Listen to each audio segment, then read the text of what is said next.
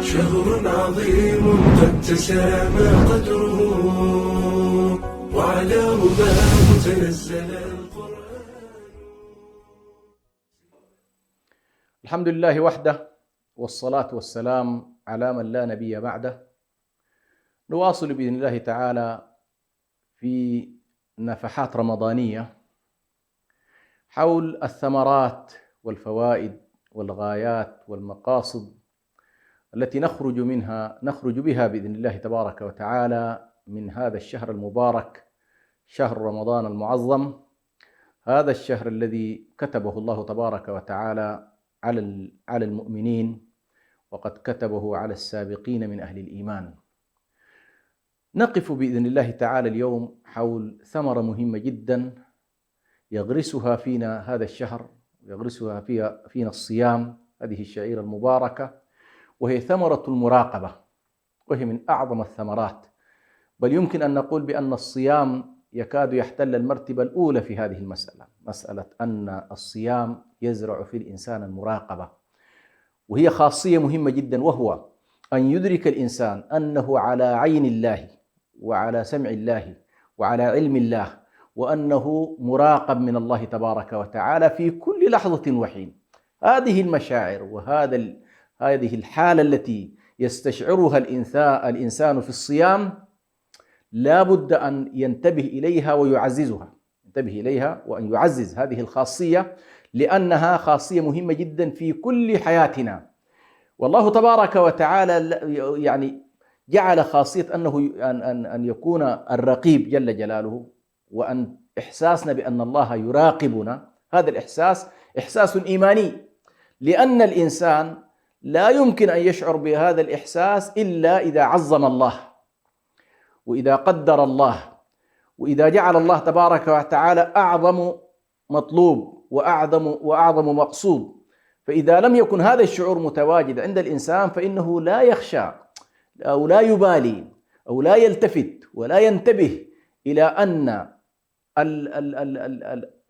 الرقابة الإلهية تحيط به من كل جانب. ولذلك في آية النجوى سورة المجادلة نلاحظ أن الله تبارك وتعالى تحدث عن في قوله أنه ما يكون من نجوى ثلاثة إلا هو رابعهم، إلى أن قول الله تبارك وتعالى والله معكم أينما كنتم، أو وهو معكم أينما كنتم.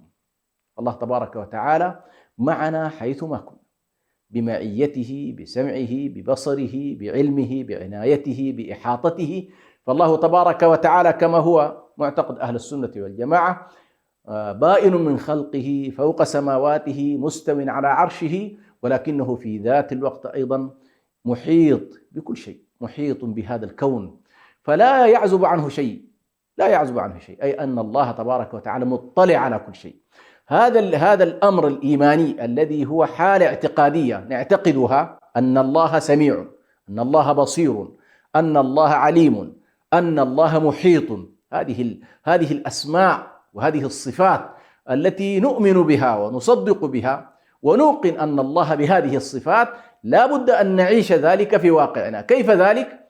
لاحظ أنت الآن تمتنع عن الطعام، تمتنع عن الشراب، تمتنع عن العلاقات مع زوجتك، العلاقات الجنسية، وكل ذلك كما قال الحديث يعني ليس لله، كما قال الحديث يدع طعامه وشرابه من أجلي، يدع طعامه وشرابه من أجلي، فضع قوسين بين من أجلي.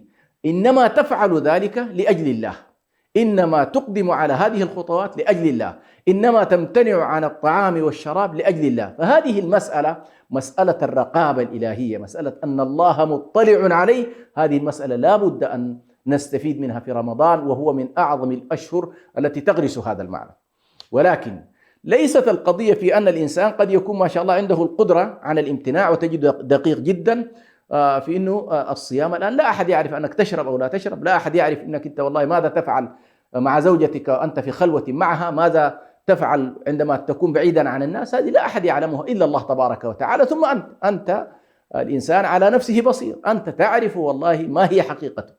هذا الشعور نريده أن ينتقل إلى ساحاتنا العامة، يعني الشعور التعبدي، الشعور الشعائري، الشعور العقدي، هذا نريد أن ينتقل إلى ساحاتنا العامة. كيف ذلك؟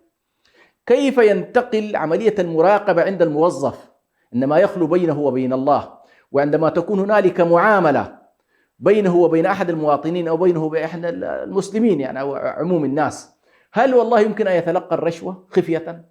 هل يمكن أن يؤدي عمله كما ينبغي؟ هل المعلم وهو يؤدي وظيفته التعليمية والتربوية يدرك بأن الله يراقبه في كل سكناته وحركاته وما يفعل؟ هل الساعات التي يقوم بها الإنسان فيما هو مطلوب منه يؤديها على أحسن وجه؟ أم أنه والله يدخل على نفسه مالا حراما من خلال أنه لا يقوم بالواجب الذي أنيط به؟ هذا الشعور. والتاجر الذي يبيع ويشتري، هل هذا التاجر أيضا يراقب الله في تجارته؟ هل صاحب المطعم يراقب الله فيما يقوم به من مطعومات، أم أنه يدخل عليها أشياء ليست جيدة؟ صاحب اللبن مثلا ويبيع في الألبان، هل والله يخلطه بالماء؟ كل ذلك يدخل معنا في هذا المفهوم. ولذلك الثمرة الأساسية التي نستفيدها من هذا الشهر المبارك أن هذه الرقابة الحادة الصارمة، يعني سبحان الله كثير من الناس تجده ممسك بكوب الماء، فإذا أذن وسمع الله أكبر توقف، وهو لا أحد يراقبه إلا الله تبارك وتعالى وذاته، ويراقب ذاته. وهذه الرقابة الذاتية مهم جدا أن تتعزز فينا على المستوى الشخصي لتنعكس كذلك على المستوى العام. ولذلك شهر رمضان وشهر المراقبة. وأختم بقول النبي صلى الله عليه وسلم، وهذا حديث خطير ومخيف جدا. يقول النبي صلى الله عليه وسلم: يأتي يوم القيامة يأتي أقوام بأعمال صالحة مثل جبال تهامة، جبال ضخمة، أعمال ضخمة، أعمال عظيمة، صلوات وصيام وزكاة وحج وغير ذلك. قال: فيجعلها الله سبحانه وتعالى هباء منثورا. عملية غريبة.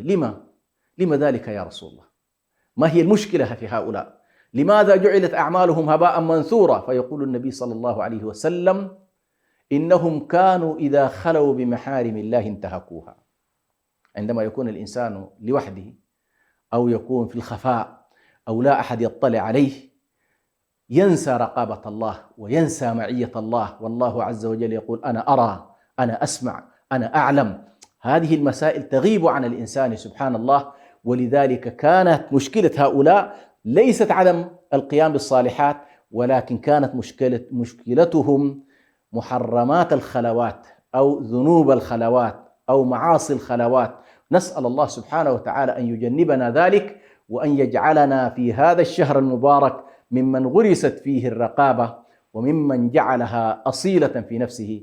نسأل الله عز وجل أن يختم لنا في ختام هذا الشهر وقد خرجنا منه ونحن استفدنا صفة الرقابة وخرجنا بثمرة الرقابة، ليس على المستوى الذاتي ولكن لتتحول إن شاء الله إلى عمل جماعي وإلى حالة جماعية في المجتمع، فتنعكس في سلوكيات الموظفين، سلوكيات العاملين، سلوكيات التجار، سلوكيات المسؤولين مع رعيتهم، لأنه كلكم راع وكلكم مسؤول عن رعيته. والسلام عليكم ورحمة الله وبركاته. شهر عظيم قد تسامى قدره وعلى رباه تنزل